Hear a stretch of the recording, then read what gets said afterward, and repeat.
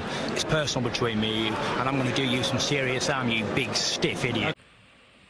The Untouchable True School Sports Empire proudly presents something the boxing games are missing. Hey, what's going on? It's your boy BT, and I came here to talk to boxing with the thousands of True School Sports subscribers. Now, this is a follow-up video to my last video on the situation. This is obviously the situation featuring Uzbekistan, super lightweight contender Shohjahon Ergashev, as he continuously looks and searches far and wide for an opponent so he can fight for the IBF Eliminator spot. Now, to get you guys up to speed if you haven't been following the situation, Liam Parra has already turned him down, Jack Catterall has turned him down, and most recently, Stevie Spark, the other Australian, also turned him down. So now, after that, the next up in line was Japanese contender Andy Hiraoka. Andy Hiraoka decided that he also wants to join the party and turn down Shohjahon Ergashev. So it's crazy. Even the Japanese fighters are turning down Ergashev, which is crazy because, it's not a lot of Japanese fighters you could really say have ever avoided fights like this. Japanese fighters are normally known for honor and looking for all the smoke, but Andy Hiraoka has decided he's going to go a better route, and those Ergashev problems just aren't what he needs at this stage of his career. So we move down further.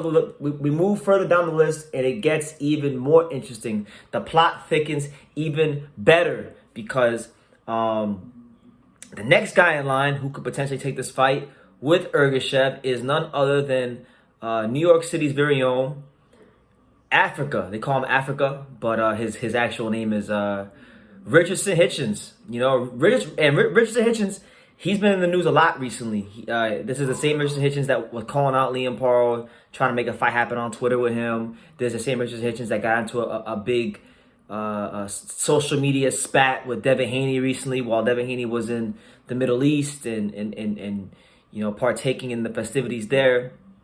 He, was going back and forth with Hitchins as well. So Hitchins is a guy that has been linked to fighting fighters like Montana Love. He's improved over the last 2 years. The jab is probably one of the best in the division.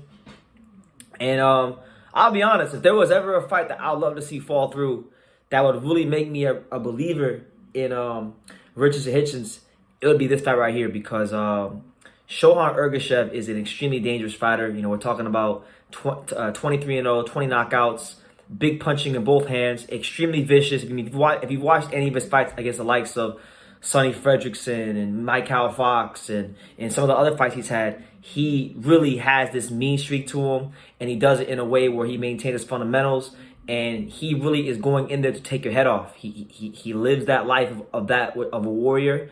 He's dedicated himself great under the watchful eye of Sugar Hill Stewart. So I would love to see Richardson Hitchins put his style, put his boxing skills to the test, put that nice, sharp, educated jab and that nice long right hand to the test against a fighter like Ergashev. Because I'll tell you this, if he can beat Ergashev, then to me, for me at least, as a fight fan and as a content creator, for me, that would be the moment where I can say on the world level, Richardson Hitchins has genuinely arrived. Because all respect to the guys he's beaten so far, but they're not Ergashev. Ergashev would knock all the guys he's beaten out in 7 rounds or less. All of them. Yomar Alamo, Arrhenius Mendez. He's folded them all up in 7, 8 rounds or less. You know what I'm saying? So, it's just a fight that I think would also bring out the best in Hitchins. Like Ergashev's power and Ergashev's skills and his technique and his understanding of distance and range and fundamentals.